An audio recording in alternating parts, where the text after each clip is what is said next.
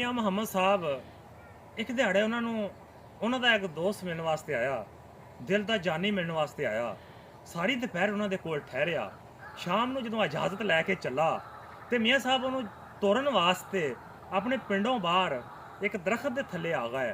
क्योंकि मेहमान की सेवा सूफिया कराम अपने ते लाजम कर लेंदे आ। ते एक दरख्त के थले खलो गए।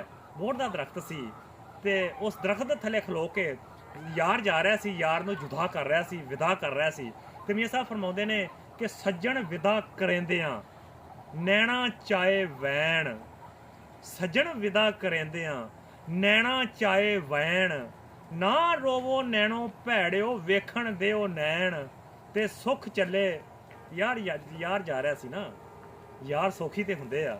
सुख चले दुख आण मिले, दर्द उठाए चैन, वो मेले फेर मुहम्मद बख्शा, वो खबर नहीं के हैन। मक्खन जाना इजाजत दो। अस्सलाम वालेकुम।